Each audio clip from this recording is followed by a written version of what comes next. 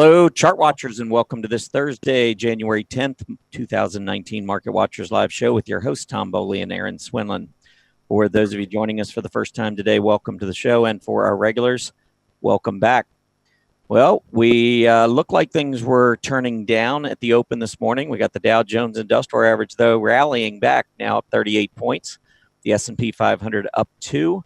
The NASDAQ up about 4.5 points, and the Russell 2000 up 2. So all of our major indices have recovered off of earlier losses. The 10-year Treasury yield, though, has turned back down a little bit today, down a little bit more than 1 basis point, 2.71%. Volatility index did move up earlier today, currently sitting close to that 20 level, just up fractionally at this point. Leading to the upside, though, 3 of the top 4 sectors are defensive groups today, and that's been a little different, so something to keep in mind. Real estate leading to the upside, utilities right behind.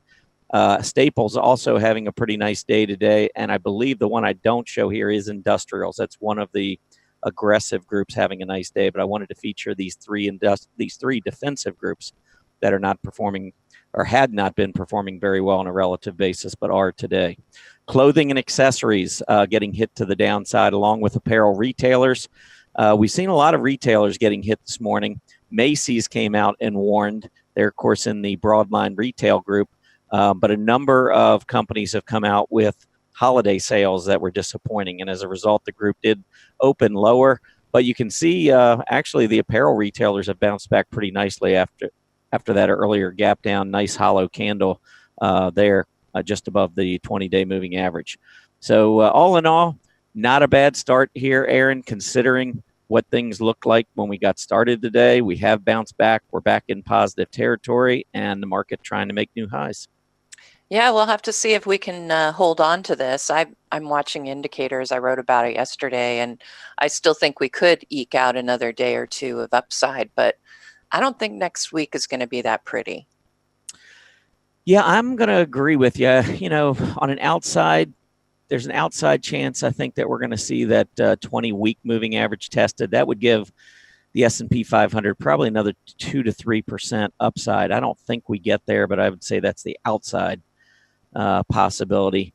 I don't know. I see the 10-year Treasury yield rolling over today. That makes me a little nervous. And then defensive groups leading in today's action. So you got money rotating into treasuries and then also into real estate, utilities, consumer staples. That makes me wonder if maybe the end of this rally is near, but we'll see. Yeah, I suspect so. Yep. All right. Well, we got another special guest today, Grayson Roze from the Mothership, joining us to tell us all kinds of great things that we can look out for in 2019. Grayson, how you doing this morning? I'm good. How about that? I get to be a special guest. That's nice. No one's ever called me that before. Well, I was going to use irregular guest, but I thought special would be a little more welcoming. So, Happy New Year, guys. I guess I'm starting to get some weird looks for saying Happy New Year. I scheduled an appointment this morning, and it was out into February, and I was kind of looking at the guy like, February? Really? We just started the year, like 2016 or something. I'm still stuck a couple years ago. Yeah, there you go. How are things out there? You still getting all that rain? Oh yeah, we've had a tough week. It's been 85 and sunny here, but minus 40 degrees and plus the rain. So yeah, it's been pretty ugly this week. But you know, we're living it. Well, as I was telling everyone there yesterday, only 6 more months to July, and you can see the sun again. That's good. That's good. Yeah, thank that makes me feel really good about the winter here coming up. Yep, that's what I like to do, Grayson. I like to make you feel good. Anyhow, I know you got a lot to talk about. We're going to bring you back in about 15 minutes or so, if that's okay, and you can update everyone on all the great things happening in stock charts. Definitely. I'll see you guys very soon. Awesome. All right, Aaron, big, busy day. What do we got? All righty. Let's see. Our upcoming schedule tomorrow, of course, is What's Hot, What's Not with Mary Ellen McGonigal. She'll be in. Next week, Tom, you have a workshop on Tuesday. Better start thinking about what you're going to talk about. I got it. Okay. David Keller will join us on Wednesday. I love talking to David Keller, the mindful investor. You'll have to check out his blog. And then Julius, Mr. RRG, will be back, one of our popular guests, on Thursday. So definitely a great schedule coming up for next week. today. We do have Grayson Roze here today. He's going to start us off on our upcoming agenda.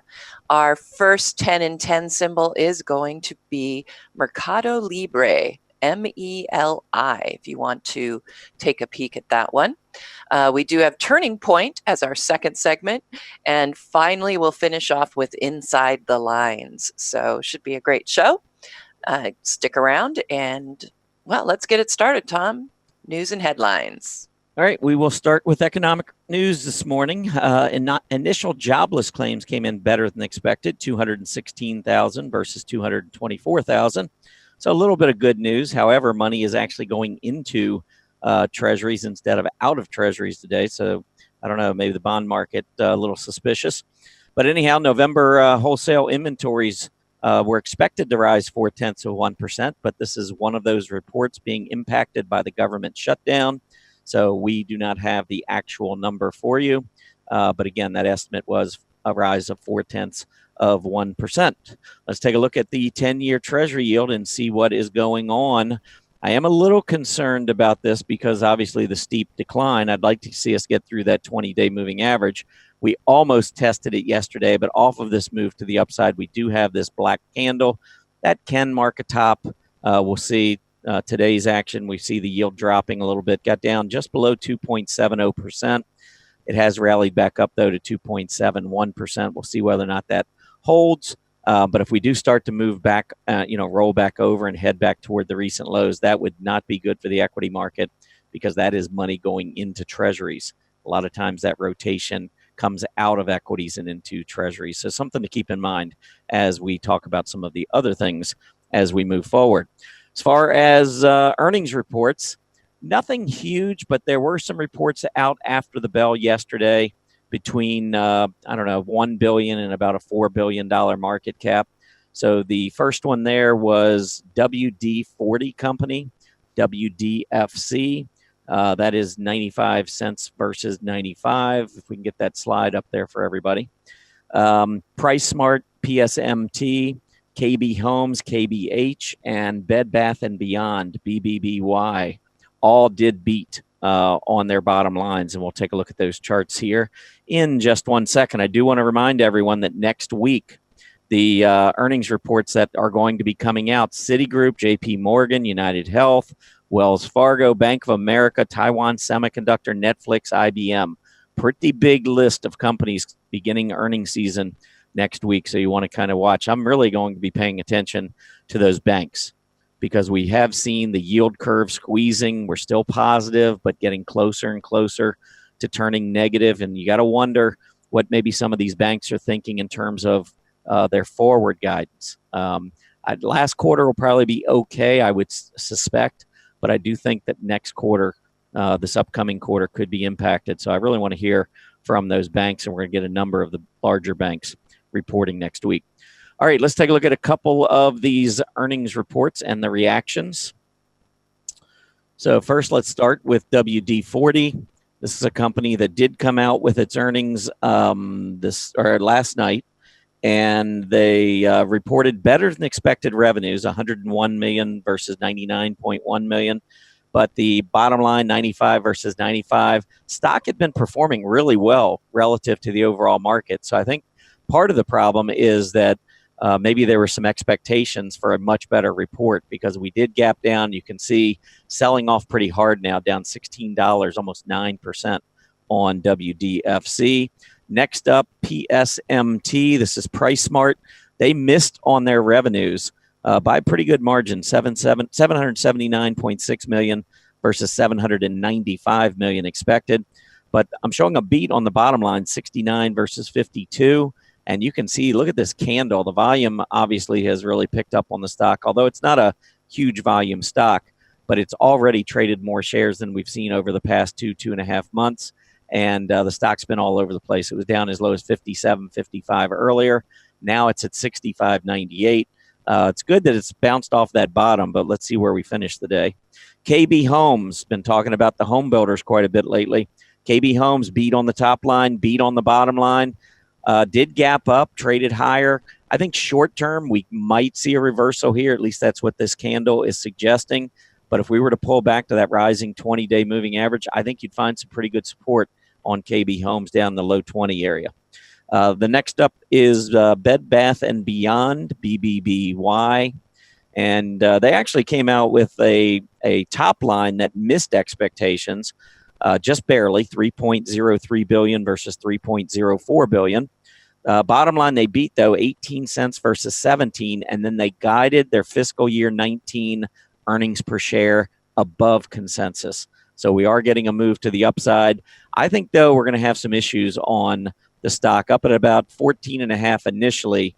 But if we get over 15, then a major resistance level is going to come in. A lot of selling took place on this gap down back in September, but we got a lot of volume today on the way up. So we'll see if we can make that breakout should the stock get up to that 15.15 area. I'm going to get you the number here, 15.13. That was the open back on September 27th. So something at least to keep an eye on. Some of the companies that came out were in the news this morning. Macy's showed that one at the top of the show. Macy's, though, did lower their guidance. They did a number of things. They came in with some holiday sales that weren't so great. But the key was they lowered their earnings per share guidance from $4.10 to $4.30. That was the range that they were giving previously, to $3.95 versus $4. And consensus estimates $4.23. So that's a pretty significant reduction. The stock had already been downtrending. Obviously, the market didn't like it, though. Didn't expect it to be that bad. And you can see the stock down 18.7% today and trading down near the low of the day. And the volume is not light for sure. A couple of other companies to note, also reporting some holiday sales and so forth. Kohl's, big gap down today. It is rallying off of that earlier low. They said that that it would be better than expected holiday comps. And they raised their fiscal year 19 earnings per share guidance from to $5.50 to $5.55. So in that 5-cent range, $5.50 to $5.55. Previously, it was $5.35 to $5.55. So what they essentially did is just raised the lower end of their previous guidance. But the stock gap down still with the weak holiday sales, rebounded. We'll see what happens. A lot of bad stuff was built into the stock heading into the news. The stock was $82 back in November, fell all the way into the 50s just a few weeks ago, back on Christmas Eve, actually. So we'll see. The stock is now currently trading in a range between about $58 and $70. Target, TGT, also coming out with news here. They reported comps and then reaffirmed guidance, 530 versus 5 or to 550, 530 to 550 range. Market is expecting 540, so it was kind of right in the middle.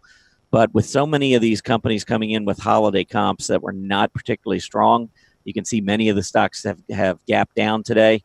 Fortunately, so far, Target is holding on to that rising 20-day moving average. Limited Brands, LB, known best perhaps for its Victoria's Secret stores, gap down. They had sales for the 5 weeks ended January 5th that were down 1.5% year over year. But they did guide their quarter 4 EPS toward the higher end of their previous 190 to 210 range, and 202 is what's expected. So again, it seems like a lot of these stocks are dropping because of the weak holiday sales, but some of them are bouncing back because of strengthening forecasts as we go forward. Still a mixed bag and definitely a lot of weakness overall in that group today. Last thing I wanted to mention was on the sector summary, and I'm going to update this, make sure we have the most recent. Real estate, utilities, consumer staples leading this advance today. So you can kind of get a sense, yes, it feels good. We gapped down and now we're rallying back. Oh boy, here we go. We're going to keep going to the upside. But just keep in mind, all of a sudden, first time in the last few days, several days probably, we are seeing defensive groups back on top of the leaderboard. That I don't want to see try to carry these stocks higher, or the overall market higher. Okay, Aaron, number of upgrades, downgrades, what you got today? All righty, let's go take a look.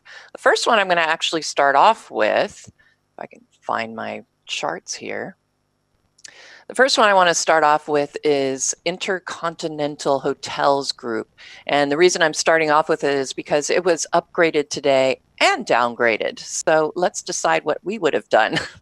All right, so it was upgraded by UBS from a sell to a neutral, and then it was downgraded by Goldman from a buy to a neutral. So I guess they both of them ended up in the neutral position. It's just they came in from different sides. But let's take a look at this one. Now, see, I do have a PMO buy signal, and notice in the thumbnail, PMO is positive now.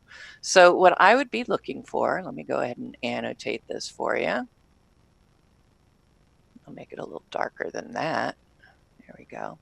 So here's the main area of overhead resistance right now. And we didn't quite get to it before we turned back down. And this is in that discretionary area. And you know, that one, at least today, is all the way down on the list of sectors. So not a surprise to see that pullback, but I don't want to see a pullback when you hit that an important resistance level like we're seeing on here. But we do have the buy signal. I would just caution, buy signals, oversold conditions in a bear market or a bear market configuration like we have here with the 50 below the 200. You need to think of it as thin ice. You need to think of it as maybe not the most solid foundation. So even though we have that buy signal and we're getting a positive PMO, we could very easily see what we saw back here in September into October. And I suspect that's exactly what we're going to see. So, while this one looks pretty good, I would say I'd be on the downgrade side, although I don't think I would have been on a buy. So I probably would have to say that I'd be maybe a sell to a neutral, but honestly, in either case, I would be staying away from this one. All right, let's move on. Corvo was upgraded by Craig Hallam from a hold to a buy. Here we go. Let's look at this chart. PMO buy signal in oversold territory, and it is rising. But again, 50 well below the 200. So we are looking at a bearish configuration for Corvo. So notice here we've had lots of sideways movement, noisy PMO, making lots of signal changes. I think this is a little nicer looking as far as the acceleration here for the PMO to the upside, and it does look like it's getting above that previous top. But again, bear market configuration, although we may be looking at a possible double bottom here, I would again beware. We're on some very important, reaching toward important overhead resistance. So Constellation Brands, and I know we've talked about this one before. I think I even talked about it yesterday, but this one was actually upgraded by 3 separate agencies today. Why? I'm not so sure. But if you look at the thumbnail, we now have this we had the big gap down yesterday, and notice we closed really near the bottom of the trading range as well, which you certainly don't want to see on very high volume here. Notice that volume bar really a climactic reading compared to what we normally see. And you do have an island possibly forming here. So that could mean you're going to get some upside. But boy, everything else on this chart just doesn't look healthy. I'm not a fan of Constellation Brands right now. And here is the weekly chart. I would look for a move down to the 140 area before I would look for a move into a new rally. All right, Twitter was also upgraded today. B of A upgraded it from an underperform to a buy. So a big upgrade here for Twitter. We did get a PMO buy signal that came in. Notice the 50 and 200 are really quite close. So I'd say we're in a neutral position right now for Twitter. And, I could certainly see a move up there to test that overhead resistance at $37, given the nice PMO buy signal. And notice you're seeing OBV. Volume is starting to look good. You can see all that positive volume coming in all the way up that rising, the rally that we saw here. And now we're back above not only the 20, but above the 50 and the 200. So honestly, Twitter does look pretty good, but I don't know that the upside potential, it is up there at 37. So, something to think about. You could maybe set a tight stop at the 20-day EMA. So Twitter actually looking pretty good. And the last two, these are downgrades. Frac by Jeffries was downgraded from a buy to a hold. I just wanted to point this one out because we do have the buy signal, rising OBV, and what looks like a possible reverse head and shoulders forming here, because we're getting a bit of a pullback. If we can see a move back to the upside and have it break this area right here, this the head, the neckline. If we see it break that neckline, we should expect a move about the size of that pattern, and that would bring us up to almost to the 200-day EMA, I'd say, possibly up to that resistance level at 13. And last one, Tom did touch on Macy's. Apparently right now, though, as far as this 18.75% decline, this is actually the biggest sell-off for Macy's since they went public 27 years ago. So slashing profit, sales, inventory, gross margin, of course, that is going to hit you pretty hard. And I guess like Tom was saying, sales weren't so great for the retailers. You've got a PMO sell signal now in place in oversold territory. And, we've hit this area of support that was right there at $26. We're now trading below it. So certainly wouldn't look at Macy's right now. All right, so that completes the upgrades and downgrades.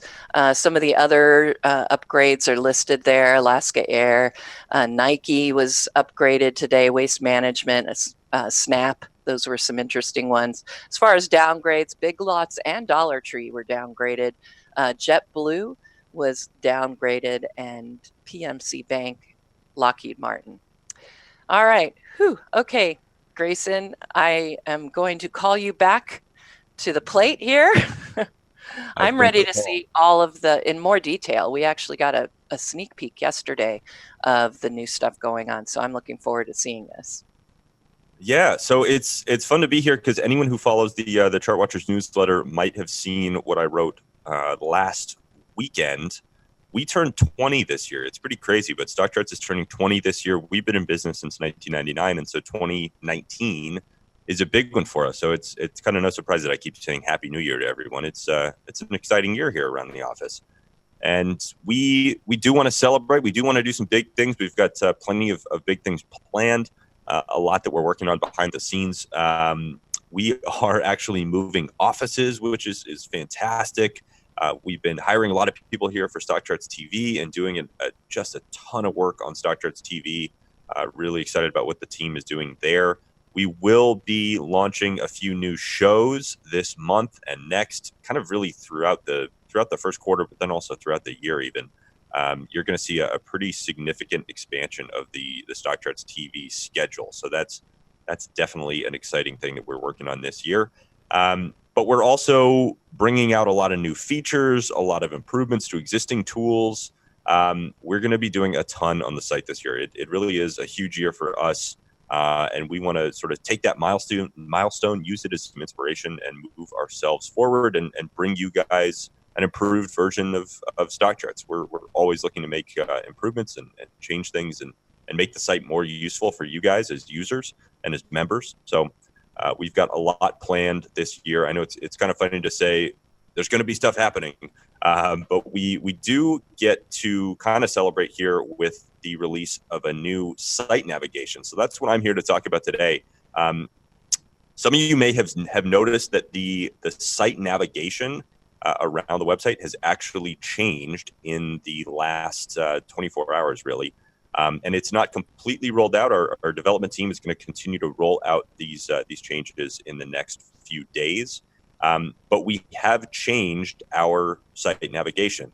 We've made some improvements. I personally am really excited about them because I think from a sort of a trading workflow perspective, we've added a couple small things that make a huge impact. So I wanted to run everyone through this today. What we're talking about with the site navigation is this big blue bar up at the top. Now you'll see that we've actually changed some of the links. So some of these links have a little bit different name. We've moved this create a sharp chart bar, the create a chart bar, up and actually made it a little bit bigger, a little easier to interact with. We've also added some icons to this menu, kind of as an instructional thing. All of our tools on the site have their own unique icon, and so we've actually brought that into the menu to kind of help you see what those look like. So when you see them around the site, you'll know what they are. So we've made this create a chart bar much bigger. A reason that I'm personally a big fan of that is if you're creating a perf chart and you're putting in a long string of symbols, up to 12 symbols or whatever it is, you can actually see all of those kind of in one place. So that's really exciting.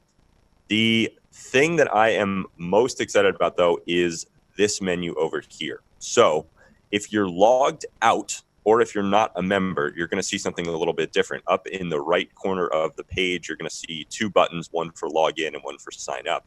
But if you're logged into an account, if you're a member and you log into your account, what you're going to see up in this right corner now is your name, your first name in sort of big text. And when you click on that, you're going to get an expanded menu. Now, this menu does some really cool things, but before we kind of had a couple links up in the top right corner of the page, and they would take you to the Your Account page or to the dashboard. But now what we've actually done is added some sort of additional navigation to some of our most important tools and features, probably the things that you use most. Chart lists, scans, alerts, those are three of our most powerful features that people use most frequently. So what we've done in this menu here, as you can see, is we've added quick navigation to your chart lists, to your scans, and to your alerts. We've kept the Your Account link in here. So if you need to go in, change any settings in your account, maybe upgrade or downgrade your service level, change your data plans, whatever it is, you can still get to that right here. We've got the Your Account link right there. But we've also added some additional support links, which are, I think, very helpful. So if you have a question about how anything on the site works, our support center is an incredibly detailed resource, and it's one that we wanted to make make it easier to get to. So we've added the support center link here. It's a great place if you're wondering about how something works. You can go there, you can look through the articles, you can search for something, you can find answers to the questions that you have pretty easily. If you do have a more complicated question or an issue with your account or anything like that, we also have a contact us link right here. So if you do need to reach out to our customer support team, they are here all the time. We are constantly looking at those messages from our users. So you can just click this; it'll take you right to our support page, and you can message our support team and get answers to your questions that way. And then, of course, the log out button. So what we've done here is we've kind of expanded this menu and expanded really the functionality of our page navigation. I know I'm going to be clicking these links up here, chart list, scans, and alerts a ton. I think that having that quick navigation there is really, really helpful. We also have a help link here and a site search link. So there are two kind of search boxes on the nav. This is the same as the way it's always been. But you can enter a chart up here, create a different chart. We got tons of different tools that you can pull up with this top bar. But if you want to search stock charts, if maybe you read an article from Tom or Aaron and you're saying, oh, wait, I want to go back and find that thing, you can always use this search box. We do have the search stock charts box there. As soon as you start typing, you'll see this go button. It changes there. And then as soon as you delete that, you get an X and you can close that back down. So the search box is definitely helpful. Remember that if you ever have a question or anything, you can always go and search that. Now, one last important change that I want to talk about, and then I'm going to jump off here, charts and tools. So you'll notice that this label is a little bit different than what we've had in the past. We've always had articles. I think at one point it was blogs, and then it went to blog articles. Now we've shortened it down to articles. That's what it is, articles from a long list of great authors. And we've had the dashboards link over here for a long time. So that one is the same, goes to the same place. Charts and tools, though, has always been a sort of a tricky page. For a long time, this tab actually said free charts. And what we wanted people to know was, hey, there are tools on the site that you can use for free. So go here, you'll get a bunch of different charting tools that you can use for free. We expanded it, though, and we wanted to do more than just charts. That page doesn't actually just include charts. Let's pull it up here. You can see it. This isn't just about charts. There are a ton of tools over here in the right side that are really helpful tools, whether it's the historical chart gallery or predefined technical alerts, the ticker cloud. There's tons and tons of stuff. So we realized a while back that this page was more than just charts. It had charts, it had tools, it had lots of features on it. So we changed it to say free tools. Now we've changed it actually once again because we've noticed that a lot of our members would never come to this page because they said, oh, that's the page for free users. That's the page that you go to if you're not a member. But in reality, this page is incredibly valuable. It's a great resource, a great way to sort of see a lot of these primary charting tools laid out, and a great way to also access many of our other tools and features. Again, whether it's the summary pages, this is an important one for me. I'm constantly going to the market summary and sector summary pages and the scooter reports. We've also got all of these, like I said, predefined scans, predefined alerts, historical chart gallery, all that stuff. This page has a lot on it. It's almost like a functional sitemap. So what we've realized now is the page has charts, it has tools, and it's not just for anyone who's using the site for free. It's a fantastic resource for members. So you'll see some more changes on this page in the coming few weeks. We are going to add a few more things to make it even better. But we've kind of renamed this page once again, and it's the charts and tools page. And if you are a free user, this is a fantastic place to go as kind of a jumping off place to see what's on the site. If you're a member, it's also a fantastic place to go and see everything that's there, see all the things that you can access, pull up a perf chart really quick, jump over to the seasonality charts, maybe pull up an RRG. Lots of stuff on this page that's still valuable if you are a member. So definitely wanted to point that out for everyone. Now, super quick, at the bottom of all of our pages, you'll see that this looks pretty similar. This is what we call the footer. We have the same footer across all of our pages, and it's changed a little bit. We used to have a long list of chart school articles in here and a long list of blogs and things like that. We've slimmed it down a little bit. So this makes this footer easier to sort of navigate around the site. And it's basically broken up into 4 groups. Things that are on stock charts, these are the primary pages and sort of groups of pages.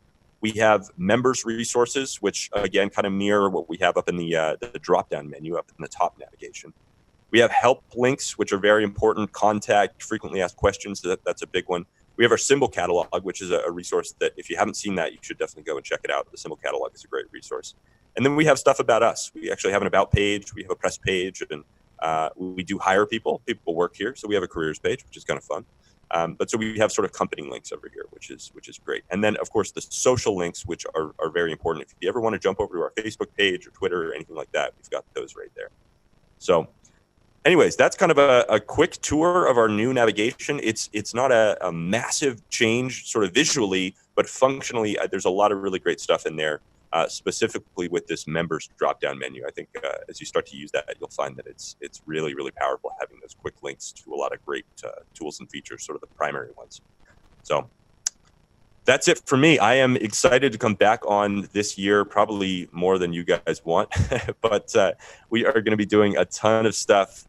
We've just got a ton of features in the works right now, and I can't wait to sort of celebrate this 20th anniversary here on Stock Charts by really the only way that we know how, which is new tools, new features, new charts, new stuff, and plenty of content on Stock Charts TV. So that's another exciting aspect of our anniversary. Awesome. I don't know whether I should say happy birthday or happy anniversary to us. I think we deserve it all. Someone get us a cake. We need a cake over here. Yeah, you got to mail some of it down here to Southern Cal. Yeah, there we go. We'll be shipping cakes all over the place. Excellent. Well, some very exciting changes for sure. Some great additions to the website. And I know 2019 is going to hold in store a lot more. So everybody definitely tune in. Grayson will be coming in from time to time and helping us navigate all these changes. Yeah, absolutely. Awesome. So how are you doing in the market these days, by the way? I'm not going to let you go without talking about the market for a minute. Yeah, I knew that was going to come up. It's been an interesting ride. I tried to escape. I went to Europe for a couple of weeks. It didn't work. The market still has me addicted. So. Hey, the market's bad over there too, by the way. Yeah, not much better. We're going to have to start going to Mars or something to get away from it. But no, it's been certainly an interesting ride. I mean, the last couple of months, really, so much volatility. I've been sitting. I think mostly is kind of Tom. You and I were talking about this last time you were out here. Right. I haven't been taking on a whole lot of long positions. I'm a long investor. I don't really short the market at all. So I've been doing a lot of sitting, a lot of holding. I've got sort of longer term positions that I've stayed in. I'm watching things really, really closely, but I'm starting to think about, getting back in. Is it time? I want to see a little more proof. But I'm building up my watch list. I'm kind of getting ready. I'm putting together my shopping list and watching the markets closely. But definitely not the most active time for me. Well, I know. Yeah, I mean, I know. I followed your strategy. You've been on here talking more than just the website. You talk about stocks, and I know you do a lot of investing. You've been doing it for a long time. And so I guess my question is, as you look at the market, I know you have held a number of positions. Are you looking at your position's relative strength? I mean, what's giving you the confidence to stay in these positions through all of this market turmoil? That's a good question. I am still positioned. I shouldn't say I'm doing no trading. I have done some. I position myself in the sectors and industries that are the strongest. So I do have actually a lot of healthcare positions on right now. Healthcare's been a relative outperformer. So I have shifted, but I've got some longer term things. Like a great example is, so cliche, I guess, now these days, but something like Amazon. I mean, for me, it kind of goes beyond the technicals. It's almost just sort of an emotional play. But for me to get out of Amazon, that's a 5-10 year trade for me. It's not a trade. It's a 5-10 year investment. So there are a lot of positions that I have that are kind of more core positions that I haven't sold out of. I'm watching those very closely. And there are a few of those that I've pulled back a little bit, taken some money off the table. But that's kind of where I get the confidence in those. Yeah, I do like your discussion, though. You were talking about doing more healthcare, because historically, healthcare tends to hold up much better in bear markets than a lot of the other areas. We've talked about that on the show. And also, healthcare this time of the year tends to do very well on a relative basis. Right. And I've taken on some utilities as well to kind of find a little bit of a protection there. So some of my shorter term trades, I have gotten out of those. Some of my longer term core positions, what I feel are core positions, those are where I'm sort of sitting and holding. And I have taken on a few positions in some of the sectors that are sort of leading. So I've been shifting. But right. I just wanted to pick your brain. This was not. I didn't tell you I was going to do this, but hey, when you come on Market Watchers Live, you got to expect the unexpected. Well, Tom, you need all the help that you can get, so I'm here for you, buddy. Yeah, that's exactly what I'm doing. I'm trying to figure out what's going on with the market. I need some help here, Grayson. Hey, how would you answer the poll question today? I mean, how exposed are you to the market? I mean, that would count, any of your positions, short or otherwise. Yeah, I'm still pretty exposed. I think I'm sitting right now at about maybe 15% cash. Wow. But it's, for me, it actually depends on my portfolios. I've got long-term retirement portfolios that are untouched. Those are 100% invested. Trading portfolio, it's probably maybe a little bit higher, maybe 20% cash right now. But like I said, I'm building that shopping list. I think if we do see some resolution here to a lot of these conversations, maybe the Fed changes their tone, we see some resolutions here in the China trade talks, things like that. Obviously, if the government reopens, that'd be nice. I think that'll give us a boost, a little bit of confidence there. But if some of that stuff resolves, I think the markets might sort of settle down, and maybe that shopping list can go to work. So I'm getting ready, but not too much action right now. All right. Well, I appreciate you taking the extra couple of minutes to hang with us and talk a little bit about the market. Yeah. But we'll have you back soon. Always great to have you on the show here, Grayson. Yeah. Happy New Year, guys. Happy 20th anniversary to us. Someone sing us a song. I need a walk-off song here. I am not singing. No. That's good. Sorry. You have to do more than that to get me to sing.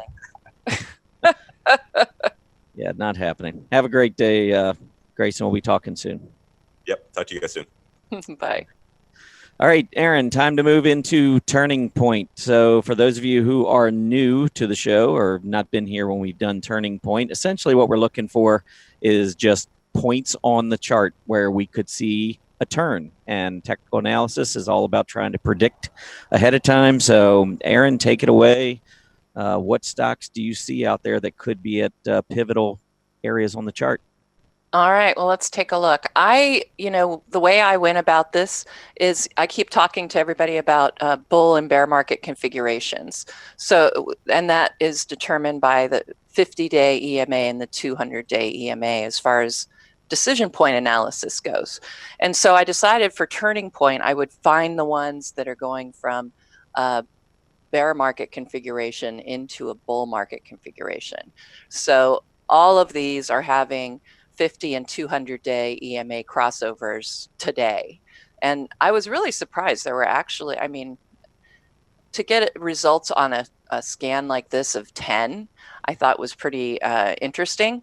I didn't pick all 10 because I don't think all 10 were worth you all looking at. So let's start with this one, Texas Roadhouse. Now, granted, it didn't really get into a major bear market configuration. We got that 50, 200-day EMA negative crossover. So that gave us that long-term sell. But right now, like I said, the 50-day EMA is just above by 0.01% above the 200-day EMA. So it is moving back officially into a bull market configuration.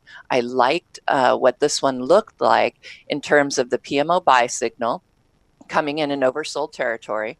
And remember, I mean, as long as we're looking at a bull market configuration, I can start thinking about this as a long. I can think about this on as far as a rally, because, you know, if you're in a bull market configuration, oversold readings, crossover buys, those are usually right on. But if you're in a bear market configuration, not so much. I still, like I said, when the overall market is in a bear market, like I believe we are right now, you know, caution has to be made as far as any investments to the upside, in my opinion. So anyway, let's get to this. So I see a flag formation forming right here. We got the breakout above not only the 20-day EMA this week, but also above the 50 and of course the 200, which is why we got the positive crossover of the 50 and the 200. So if you look at this as a flag, starting at like $58 and looking at it as maybe going up to, let's just make it 64. We'll be on the less aggressive side here. So 58 to 64 gives us a $6 range, correct? So that would move us, if we added that to the top, the measured move from $64 on would get us up to 72, which matches somewhat with the tops we had here back in September. I would be more, I don't think we will see that necessarily. We do need to see it break and execute this flag, though, above 64 with that breakout, because you can see it's held up as support before in October, and it was resistance back here in April, I'm sorry. So that's an important level. We do need to close, in my opinion, above 64. Honestly, I'd like to see the entire trading range above 64 before I would get involved because of that setup. All right, just a few more. So I'm going to just type these in. Let's see. The next one is going to be FCOM for any of you Fidelity, those with Fidelity accounts. I happen to know these are, you don't have to pay fees on purchasing their ETFs, of course. So anyway, this one is similar to what we just saw with Texas Roadhouse. We did end up in a bear market configuration, but immediately have turned to the upside. This time we're pulling back, and we've already broken above what I would have considered, important support, well, overhead resistance at the time. Sitting here right in that range, you can see these lows that came in right at about 29.75. And we broke above that. We've been trading above that this week. We're pulling back, and I always like to see a little bit of a pullback if I'm going to get into something. And again, in this case, when you look in the thumbnail, the flag, you could honestly say the flagpole goes down to the low back here. I would be, again, on the more cautious side, and I would just say that we'd have the flagpole coming from about 28.50 up to 30.50. So that's, what does that leave us?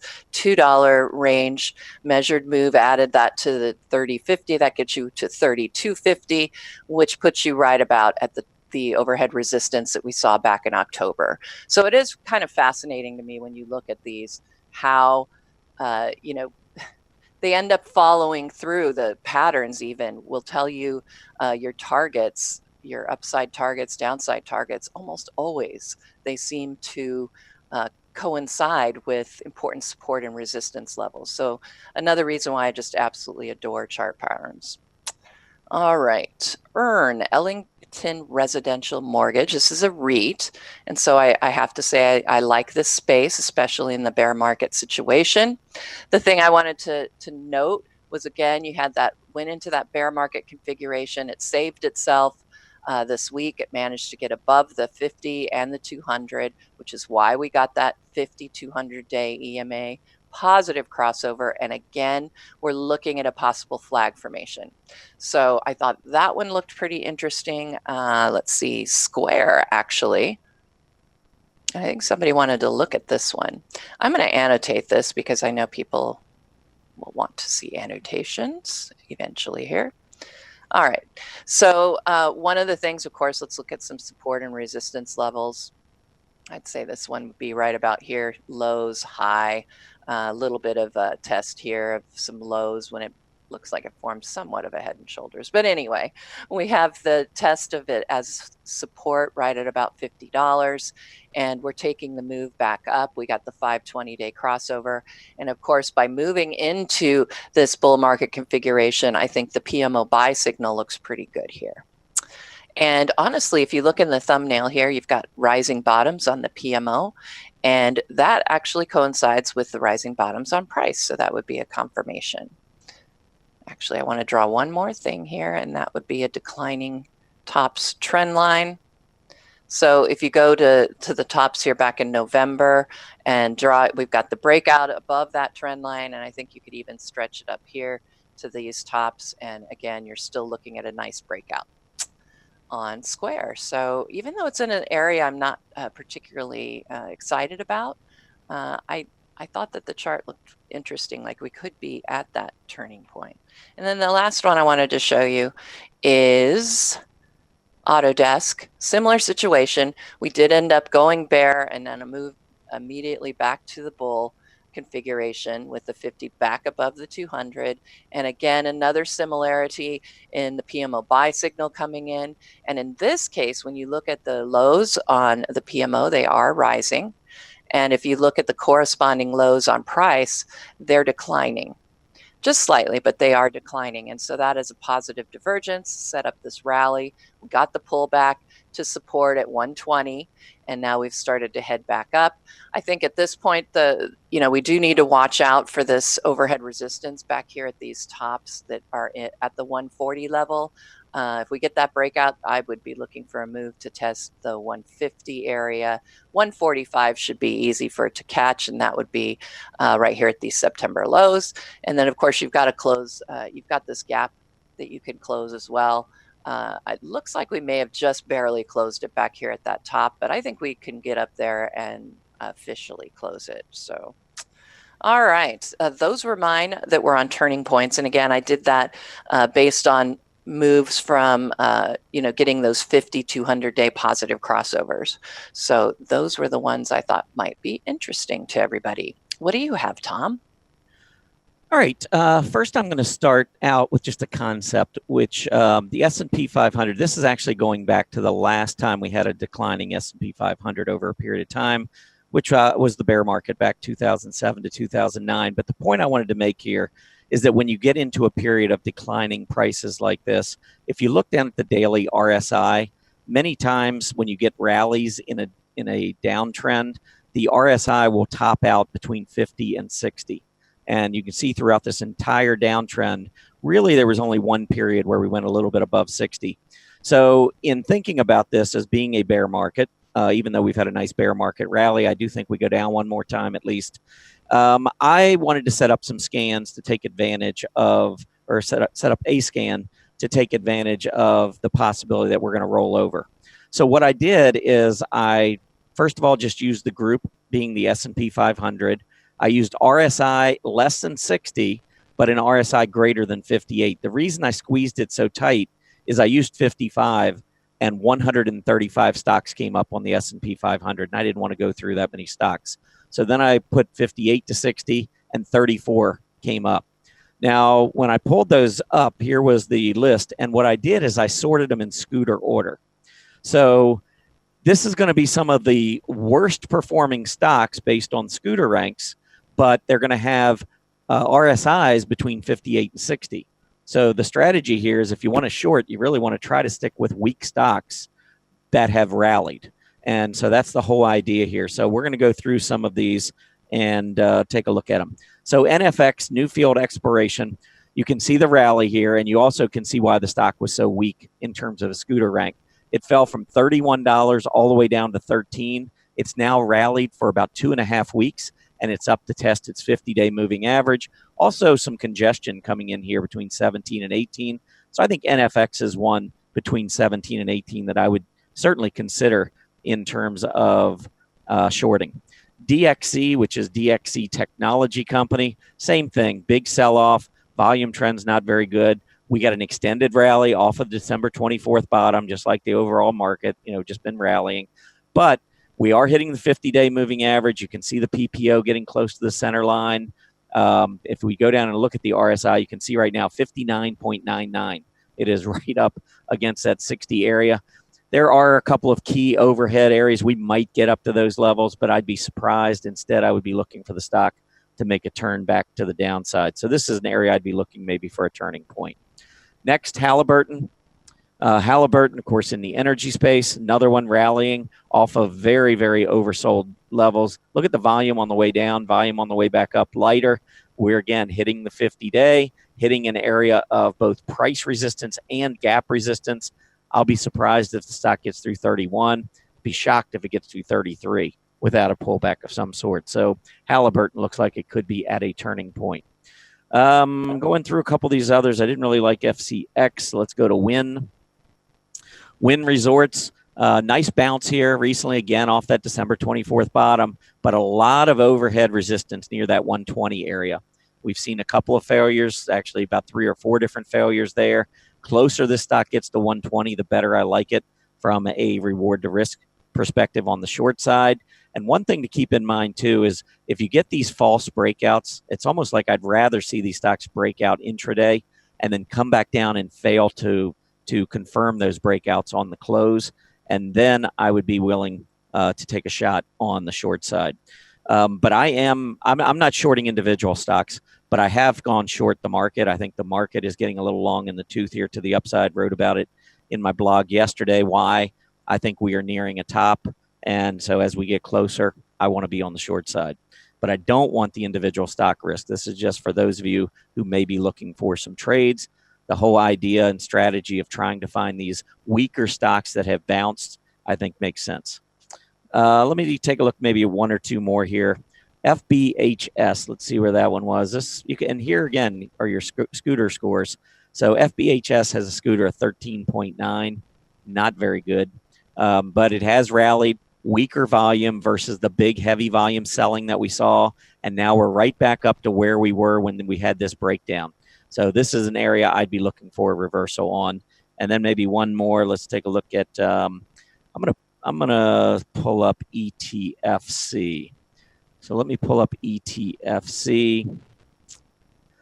And again, this is another one that's sold off really hard on heavy volume, has gone back up on lighter volume. Of course, it's in that financial space. A lot of gap resistance in here. Look at the volume on the gap down. The reaction high after this gap down went back to 48 and failed. So I think 48 to 49 is going to be a really key area for ETFC. So we haven't seen that reversal yet. Again, what I would prefer is to see maybe a move up to 49 intraday and a close back down around 48. Leave a long tail to the upside. That would be a signal perhaps that the short-term top is in. But I do like the reward to risk on short entry into a stock like ETFC after this rally. So let's go ahead and pull up the summary here on Turning Point. We do have we try to do this every couple of weeks or maybe once a month, where we're just looking to try to get stocks that might be, in that process of making a turn, or maybe it just made a turn. Just really highlighting some of the key concepts of technical analysis. So hopefully everybody out there appreciates that. Here are the stocks that were mentioned. I think those were, I think those are all of them that we just talked about. Okay, Aaron, I guess it is time to get into the 10 in 10. In 10, and I'll just, as you get your chart ready, here's the RRG. Should be coming up here. Can you see that? Yep, got it. Okay, good. Yeah, the big ones, healthcare and technology today. And yesterday I didn't have a chance to mention, but yesterday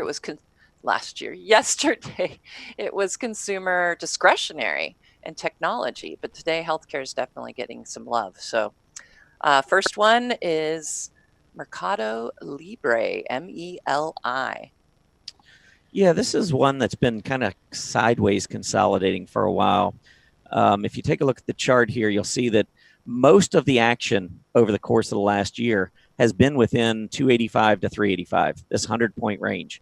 And it has been wild. I mean, you think about that. That's a pretty good move from 285 to 385, 100 points. That's what, 35% on the way up. And then 100 points versus almost 400, maybe about 23% or something like that on the way down. Actually, a little bit more than that, maybe 26, 27%. But these are big moves back and forth. And we've seen multiple examples of these moves throughout the year. Now, here was a false breakdown to the downside, big volume, huge sell off, but the overall market was just so oversold. We saw the money come back in. I don't know which way this thing's going to go. It's right in the middle of this very wide range. So I'm not a fan of MELI. I think there are a lot of others where you can manage your risk a little bit better. PPO sitting right on the center line. I honestly don't know which way this thing is going to go at this point. My guess is if the market rolls over that it goes back lower. But in the meantime, where do you set a stop? So that's why I would avoid it for now. All righty. Let's see. The next one up, the most popular in the chat room, Tandem Diabetes, TNDM, medical equipment.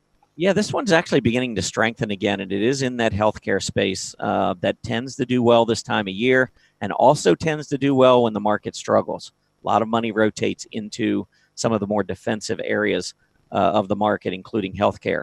So I think it looks pretty good here. I'm going to shorten this chart because it's kind of hard to see all these dollars based on the huge run up. So let's go with just the last 6 months. See if that helps. Yeah, that gives us a lot more to work with here. I do like the breakout. And again, the volume picking up as it makes the move and clears some of these hurdles. It looks to me like it wants to make another run for the high that we saw all the way back in September. So there is the target that I would be looking at on the stock. To the downside, I would probably be watching all of these recent tops. We've cleared them on increasing volume. If you're waiting for entry, I think a pullback to that level would be a good entry area, and the rising 20-day would be my stop. There's no reason at this point with the PPO looking this strong, no reason to go back and close below that 20-day. Again, volume strong. I like TNDM. I think it goes higher. All right. Next one up in the semiconductor space, Texas Instruments. All right, TXN. Well, some of the semis have really struggled. A lot of the market's gone up as much as 15% off the recent lows. And you can see that Texas Instruments, many of the semiconductors have not done that. Let's stretch this one back out to that year and just see. I want to try and see the trend lines.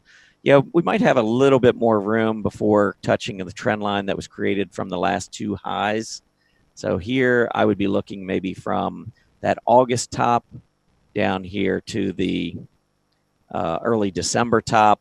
We're almost there. And you can also look back and see prior to this little breakout right here, there was a lot of overhead resistance, price resistance that was right at about this 98 level as well. So this is getting close. PPO's at the center line. We've been negative for the last several months. This could almost be on turning point. This is a stock that's getting close to an area where we could see a significant turn. I would watch for a reversing candle. If you get an intraday breakout above 98, you can't hold it. You come back down and close below it.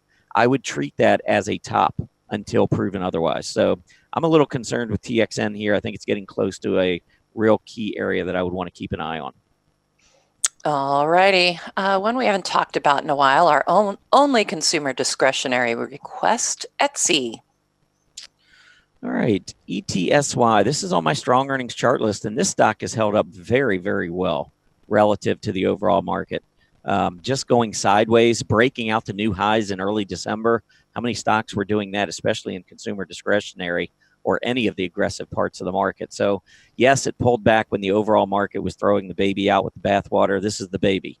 Etsy is definitely the baby, and it has bounced back pretty nicely. I think it's in a trading range for now, but certainly on a relative basis, this is one I wouldn't be overly concerned with holding based on everything that's been going on. Those are your recent lows. There's your gap support. So I think 40 to 42 is an area to watch. Top side, 57.5. I think we continue to trade off of this.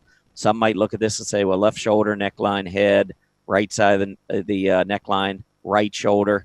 But number one, you got to get a breakdown. And number two, I'm not so sure that the uptrend is really there. Here was the uptrend.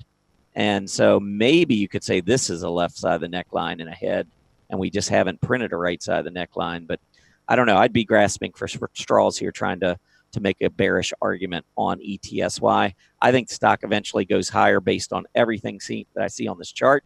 And the best entry, if the market does roll back over and Etsy is the baby out with the bathwater again, I think low 40s would be a great entry point. Okay. In the biotech, actually our only biotech request, raw pharmaceuticals, or RARX. Raw. Okay. I don't know this one. Nice breakout though, big volume. I don't know the stock very well. I'm assuming it's probably a small pharmaceutical, and maybe it's got some, a small number of products. And if that's the case, I'd probably keep my position size fairly small here, just to be protected, because if something comes out, and I know the chart looks good, but I have owned many pharmaceuticals in my past and woke up to some bad news on a great looking chart. And some of these stocks can get hit really hard. So just be careful. If you're going to trade these kinds of stocks, I would trade them with smaller positions than normal, probably no more than half normal position size. I like the breakout. I like the volume trends. I like everything about this chart, except just the fact that it is a smaller pharmaceutical. So pull back into that 19.5 area, that 20-day moving average. We almost got there earlier today. I think that's great entry. If you wanted 2 entry spots, that plus maybe price support down closer to maybe 18.25, 18.50, something like that. That would be a second entry. But based on the price action alone, I would be very bullish the stock. I think this looks good. All right. Let's see. That was a biotech, actually. Let's look at Merck Pharmaceuticals, MRK. All right. MRK. Well, another one I think holding up relatively well. Still got a nice uptrend in play. We can go back and maybe just annotate that. But this is a company that has been performing well for quite some time. And these are the types of stocks that perform really well during bear markets. So if I was, looking to own stocks and feel somewhat comfortable owning them in this kind of a market environment, I think Merck would be one of those types of stocks. Best entry would probably be down here close to the trend line, maybe around 72.25, 72.5. You could keep an eye on this low, but I actually think the biggest low on the chart is probably down here at the 66 level. I think Merck is fine. Again, I'm just not a big fan of the overall market, so I think you'll probably be able to get this one a little bit cheaper. But again, on a relative basis, I would expect this to be an outperformer if the market turns lower. All righty. For our friends in Canada, an insurance industry stock, Sun Life Financial, SLF.TO. Yeah, this is another one could be on turning point. You want to be careful. The stock just broke down on some very large volume back in December. You can see all of the tests here at $47. There's the breakdown, a lot of volume. Coming back up on pretty good volume, but we are going to test that area for the first time. You can see the PPO getting close to the center line. We've seen this before. Nice move there, looked good. Got to the center line, we turned back down. Here we moved up, got close to price resistance, hit that PPO center line, we turned back down. So just saying, be careful, watch this 47 level. I think even slightly above that 47 level, I think the bottom of gap resistance here on this volume coming down, I think also could pose an issue. So I'm going to say 47.5 would be my upside.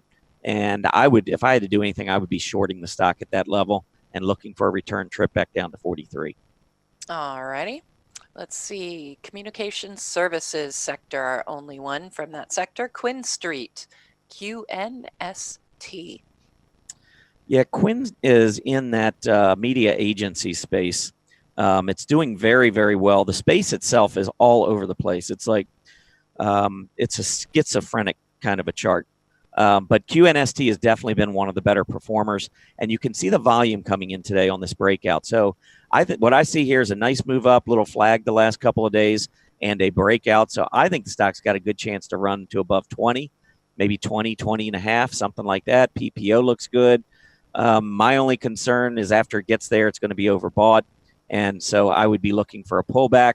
Eventually, a pullback to this area around 17.5 would be a great re-entry point. But I do like Quinn Street. I think this one goes higher.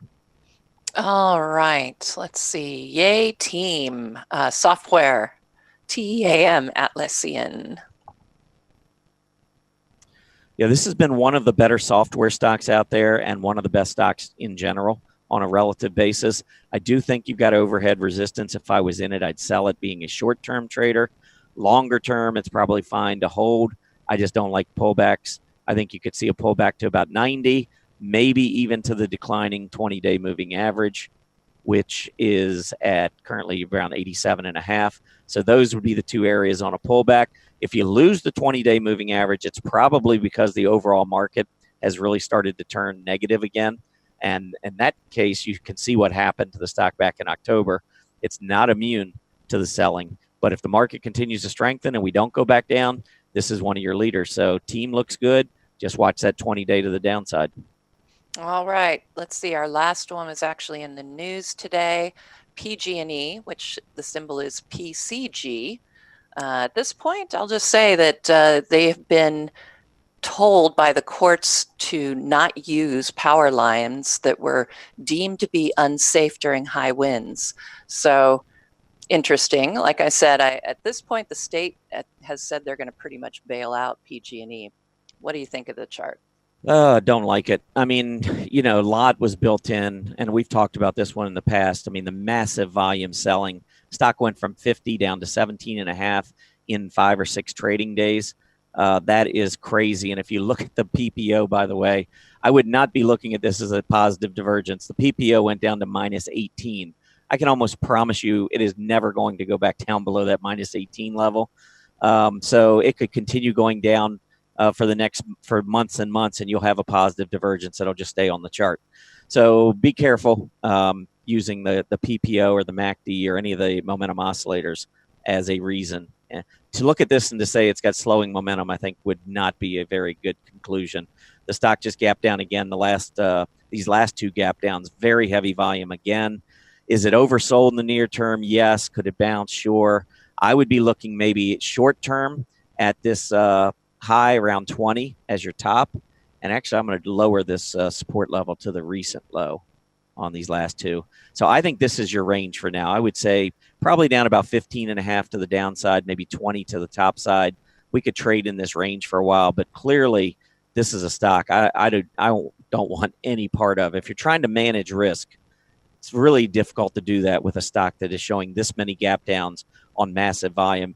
Could just be a matter of days before you get another announcement, something else to take the stock down. So I would pass on it, but I would watch that trading range in the short term. All right.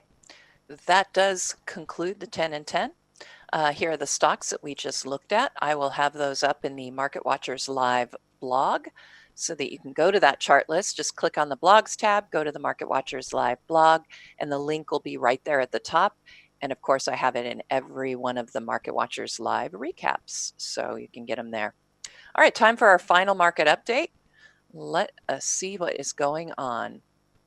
It's actually not overly exciting right now.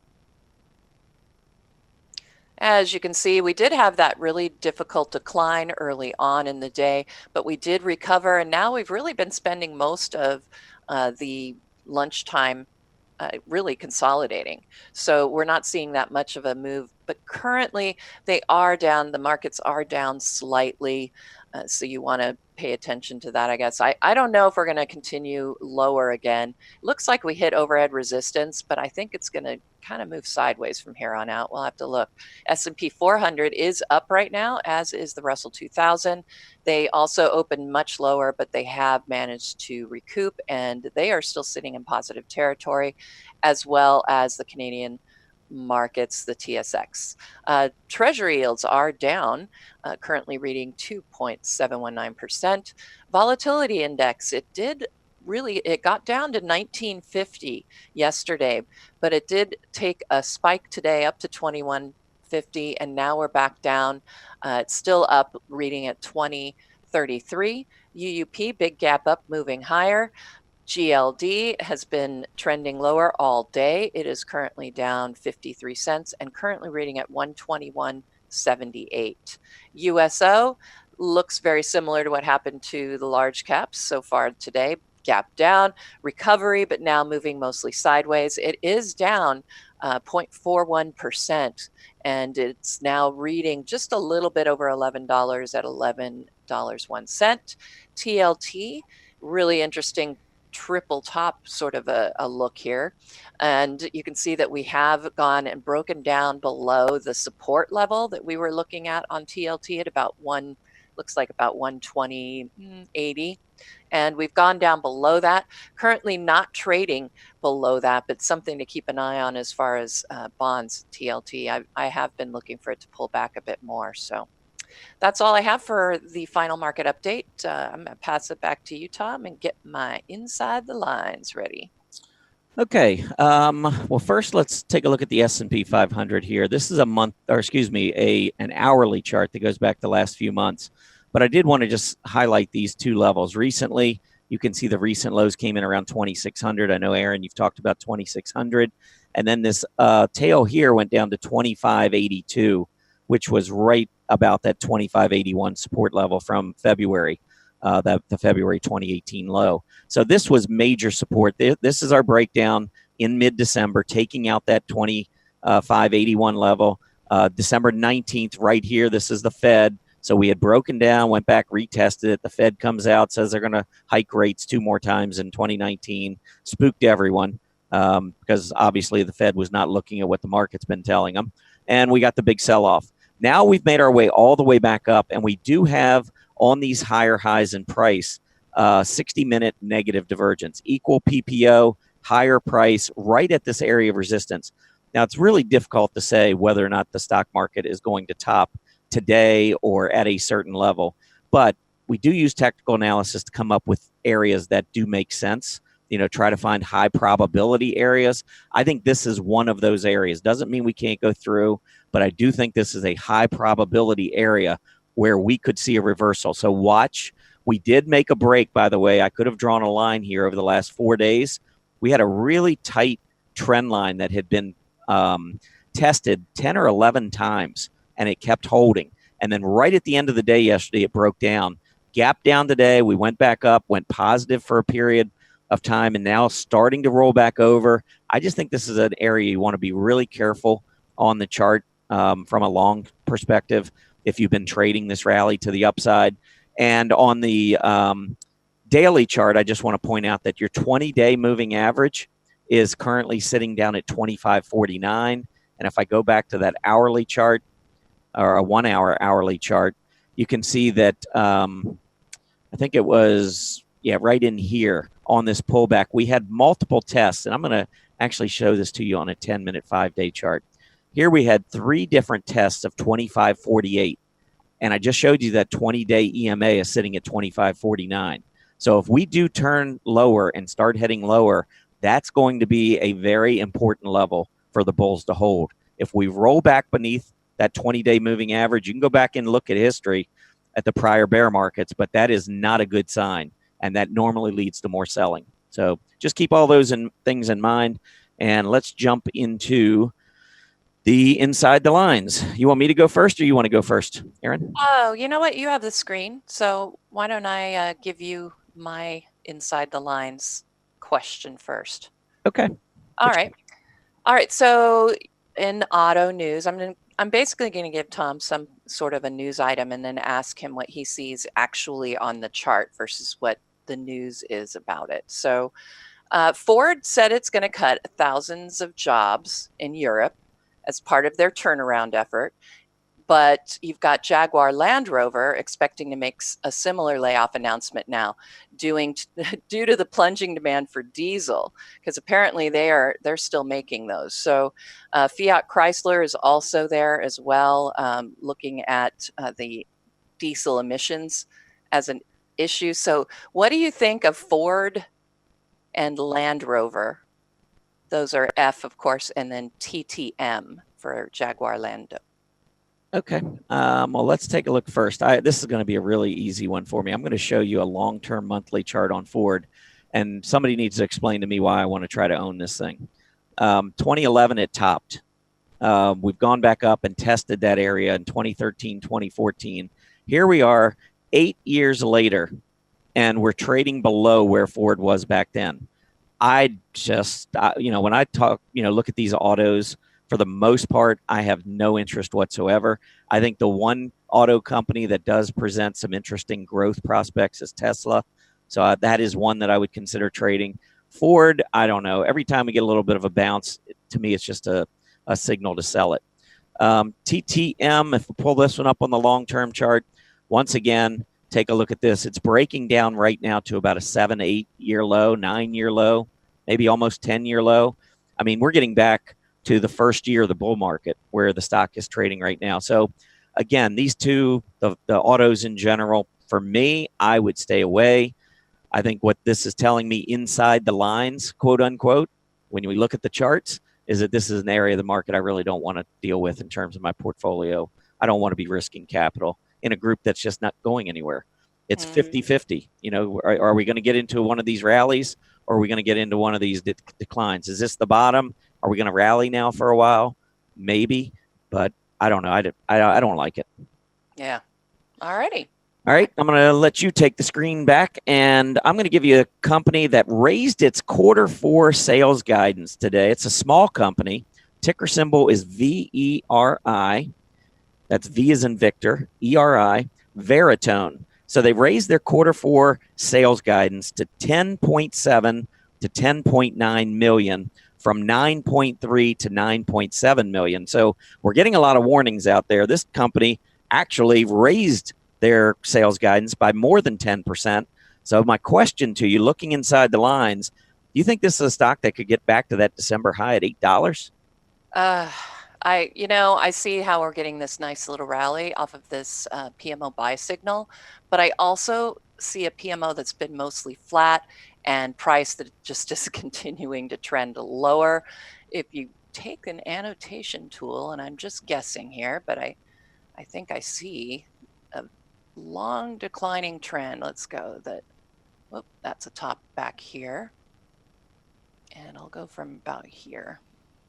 So we haven't quite had that breakout yet. I suppose if we get one, you could go and move that high. But honestly, when I look at this, I had a buy signal back here. It didn't do much. I had a buy signal in oversold territory back here. Didn't do much. Had a buy signal back here in September. Didn't do much, but moved sideways. I suspect that's exactly what we're going to see to continue. This is a perfect area, I would say, for it to turn back down and hold on to that declining trend. And then again, I think this is really a great tool in telling you why, when you have the 50 below the 200, why you should expect bearish outcomes. Like I said, oversold buy signals on the PMO. If this were in a bull market, I'd be salivating. However, it's not, and it's in a declining trend. So even though I have a PMO buy signal in oversold territory, I don't trust it. I definitely don't see $8 in its future. Okay. Yeah, I mean, that's a perfect example, though, of inside the lines. I mean, we've got these great fundamental news coming out, but I think looking at the chart, you still have to be somewhat skeptical based on the price action. Absolutely. It's definitely not somewhere I'd be interested in right now. Yeah, I do like the volume coming in. So it's one that I might keep on my radar. But yeah, I agree with you. I think it's been in this downtrend. Every time it seems to get a pop, it's just a reason for more sellers to come in. So I agree. You need to see that trend line break. Yeah, I suspect people who've been writing it down just keep waiting for those opportunities so that they can get rid of stuff. All right. Let's see. For you, you know what? Since we're in the auto area, let's talk about Tesla. They're going to stop selling their lowest priced version of its Model S sedans and the Model X SUVs. They're equipped with, I guess, 75 kilowatt batteries from Monday. So according to a late night tweet on Monday, while a reason wasn't given by Elon Musk as to why they're going to stop selling them, the problem is, if they're going to retire these vehicles, it's going to push people to buy that high-end Model 3, but I don't know. Do you think it'll help with the company? What's the chart look like? I know a lot of people want to know what you're what our thoughts really are about Tesla. All right. Well, Tesla, like I said just a couple minutes ago, this is the one company that I would want to keep my eye on because I do think this is a company that's got the potential to grow rapidly. They got a lot of advantages. They got the battery technology and so forth. Now, looking at it on the daily chart, I think that we've still got some issues. I know it wasn't that long ago. I was very bullish on Tesla, saying if we could get this breakout, it was probably about 3 or 4 weeks ago when we had this discussion. But we were sitting up here near this 380 level, and I'll show you the long-term chart in a minute.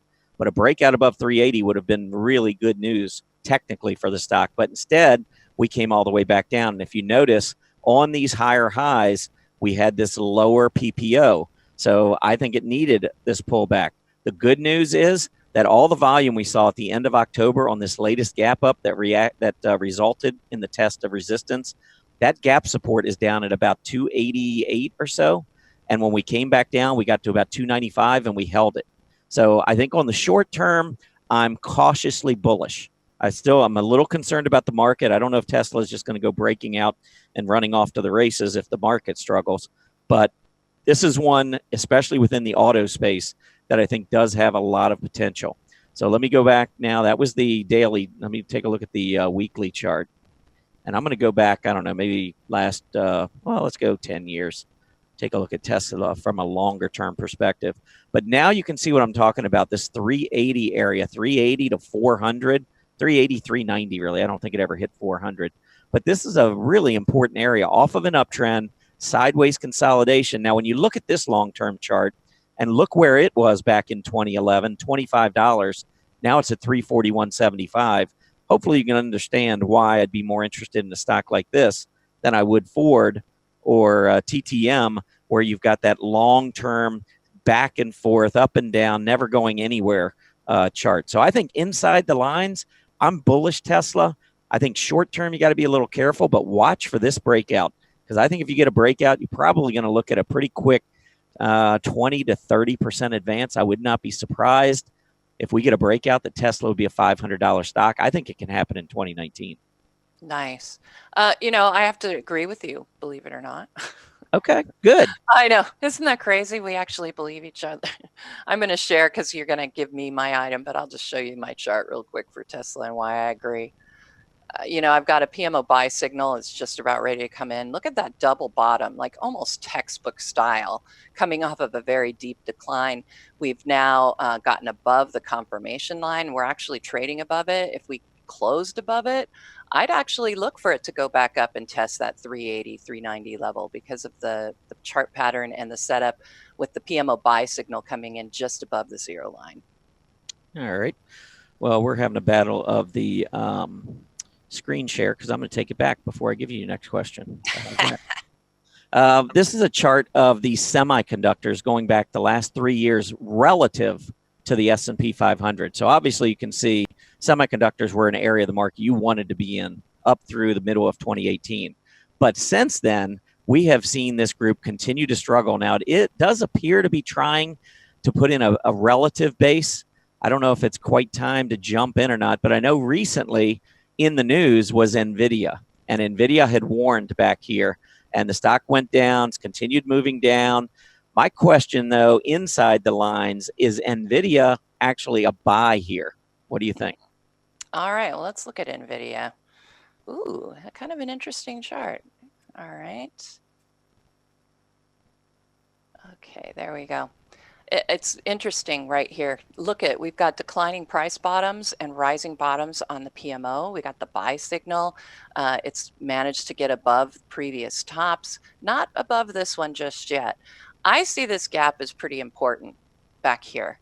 I certainly think that we could come up here to test that resistance at the gap around 170. We've got a 5 to 20-day EMA crossover to the upside getting ready to happen here. My only caution, as I caution often, is when I have a 50, this far below the 200, it's in a serious bear market right now. And so I have to be very careful about my expectations on the bullish side. So at this point, I think it looks good in the short term for a move up to the 170 level. But boy, technology gets hit really hard when the market takes a turn. And I suspect it's going to be taking a turn very soon. Yeah, I would just add on that one too. The PMO, which is very similar to the PPO, I was just looking at when it got down to that low in November. If you notice, it's down below that -10 level on your PMO. It's also it's like -12 or something like that on the PPO. They a lot of times just the fact that the slowing, the selling to the downside is slowed will allow that the PMO and the PPO and all of the momentum oscillators to start looking a lot better than the actual price action. If you look at that PMO and the PPO looks the same way, it looks like, hey, we got a great looking stock. Yet, if you look at the rally on NVIDIA over the past 2 weeks from that December 24th bottom, it's not keeping pace with the S&P 500. So this rally has been very shallow. I think NVIDIA will be fine down the road, but I think it's got some more consolidating, I think. Yeah. Yeah, and it's funny because that would be something my father, Carl Swinland, would call a tortured move to the upside. Really struggling. It's definitely been torturous. Why don't we go ahead and pull up the poll for today? I know that was based. I'm really anxious to see how everyone is approaching the market. Those who, responded. I'd like to see how exposed you are to the market. So here's a summary quickly of the inside the lines. Those are the different charts that we took a look at. Many have news or just, obviously a lot of stories around a number of these stocks, especially Tesla and NVIDIA, but kind of showing you inside the lines what we look at in terms of the technical price action. But here is our poll, and this is a good poll. This is a really good poll. 255 of you responded, so we appreciate that. And the leader, 0 to 20% exposed. Wow. That's where I am. Wow. Wow. I don't ever pull my exposure back that far. I haven't done that since the 08 bear market. That was the last time I did it. So. Well, I'm in the 40 to 60% category right now, but all of mine is on the short side. Ah, yes. So but you're exposed. That's the idea. Yep. I said a long time ago when we broke down what I call a correction to bear market breakdown, which is when the Fed came out. Actually, it was right before the Fed. But when we lost that 25.81 level, that to me was the transition from correction to bear market. And I like to see this first rally. I mean, if you go back and look at the last 4 bear markets, I think I talked about this yesterday morning, those bear market rallies, when they end, that is usually the best time, in my opinion, from a reward to risk perspective to short. So We'll see.